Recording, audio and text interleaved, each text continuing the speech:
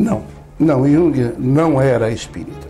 Se nós entendermos espírita como um seguidor de Allan Kardec, e a única forma de se entender espiritismo é assim, claro, ele não era espírita porque, inclusive, não teve acesso, não leu, não conheceu a obra de Allan Kardec ou a obra dos espíritos.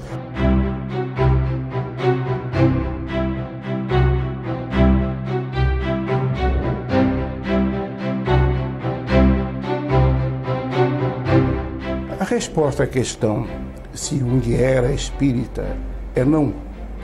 Principalmente porque Jung não teve acesso às obras da codificação espírita. E para se ser espírita, há que se ter um contato íntimo, direto e, ao máximo, completo com a doutrina espírita. E Jung não teve esse contato. Portanto, Jung não era espírita, inclusive nunca se disse espírita.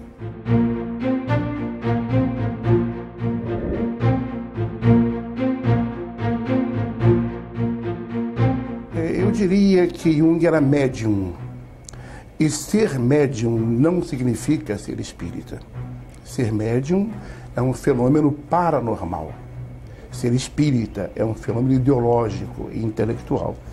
E ainda menino, ainda muito jovem, o Samuel Preswerck, o seu avô, tinha contato com os espíritos, embora fosse pastor protestante, a tal ponto de ele afirmar que quando fazia as suas pregações, a mulher dele, desencarnada, estava presente, auxiliando a pregação e afastando os maus espíritos que ali estavam.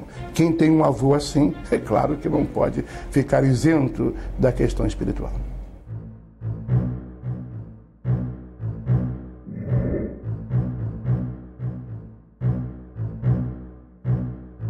Essa questão era interessante, embora ela precise ser tratada de maneira objetiva.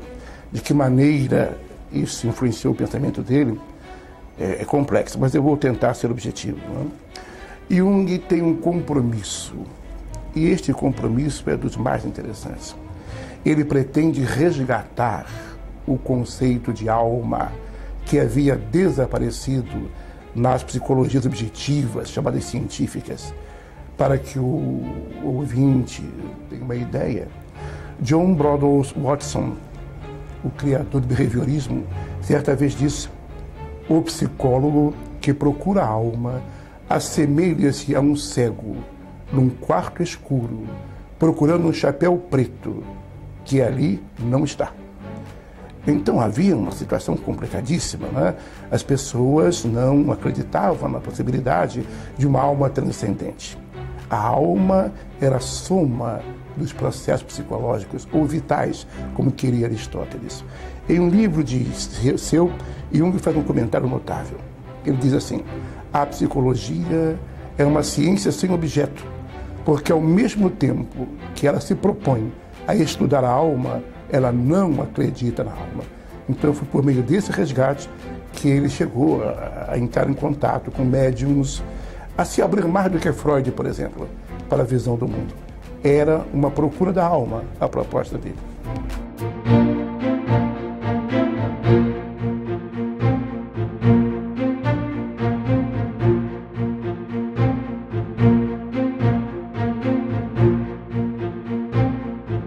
O que importa é se conhecer a biografia de Jung, né? Sei da família, tinha uma prima, Helena Preswerck, e essa moça era médium e fazia sessões em casa. A mãe de Jung tinha muito interesse com respeito à mediunidade, o pai não. O pai era um pastor luterano e um homem assim, muito preocupado com a fé, embora não tivesse mais fé. Vivia uma angústia muito forte. Mas a mãe não, a mãe era uma pessoa interessadíssima na questão da mediunidade. E Jung assistiu algumas sessões com uma prima e ficou vivamente impressionado. Em uma das sessões, a prima recebe um espírito que falava em baixo alemão. Isso se chama glossia na qualificação intelectual espírita, se chama glossia. E Jung sabia que a prima não falava alemão. Então aquilo soou para ele bastante estranho. Um outro detalhe interessante que Jung na vida dele, que diz respeito à mediunidade, é que toda a vida dele esteve envolvida em fenômenos mediúnicos.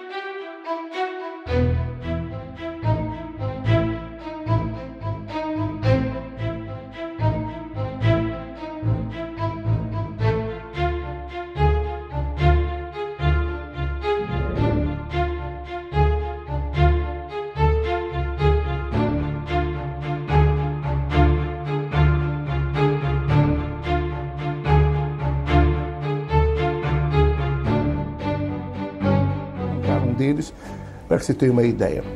Certa vez, ele estava em sua casa quando ouviu bater à porta. Levantou-se, abriu a porta e lá fora só o vento. Não havia nada.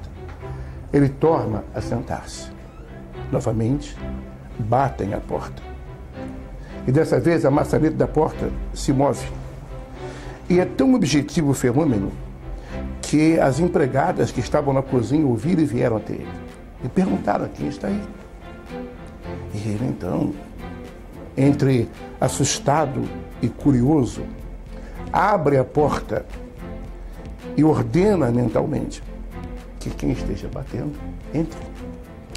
E diz Jung no seu livro Sonhos, Memórias e Reflexões que a sua casa foi invadida por uma procissão de espíritos que diziam: nós somos os mortos e voltamos de Jerusalém, onde nada encontramos. A partir daí, Jung faz um livro compulsivamente, chamado 7 Sermões aos Mortos, que ele escreve sem a menor crítica intelectual. Ele psicografa esse livro, né, mediunicamente. E o interessante é que, ao acabar o livro, ele não assina com o nome dele, mas com o nome de Basílides. E quem era Basílides? Um gnóstico de Alexandria do século III. E o interessante é que o texto dos sermões corresponde ao pensamento de Basílides, que Jung ainda não conhecia em profundidade. Então essa é uma prova interessantíssima, não é? Da possibilidade de Jung ser inclusive um médium, um psicógrafo, capaz de escrever pela atuação dos espíritos. Agora, que se fique bem claro que Jung não acreditava nisso.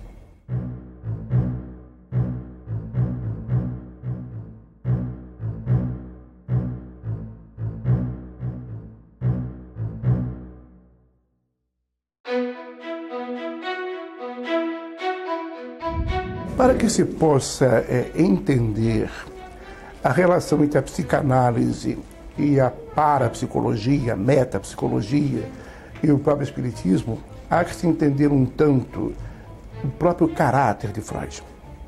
Freud era um judeu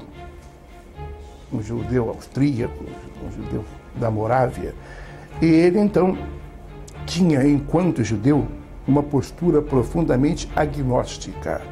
Ele era um homem que não tinha interesse religioso nesse sentido. E dizia: deixemos o céu para os anjos e para os pardais. E, em segundo lugar, na época, havia outro fator muito interessante. O Freud, ele era um homem que temia a academia. Ele queria a academia, mas teria que agradar a academia para participar dela. E a academia, no seu conjunto, a universidade europeia, era materialista. Então, Freud faz questão de não se aproximar nunca, em maneira nenhuma, à psicanálise da mediunidade, do ocultismo. Certa vez, conversando com Jung, ele fala a Jung o seguinte: Jung, meu filho, afasta-te do lodo negro do ocultismo. Então, era dessa maneira que ele via o fenômeno mediúnico. Alguma coisa assim que poderia arrastar a psicanálise a caminhos e a desvios dos quais, na opinião dele, ela não poderia voltar.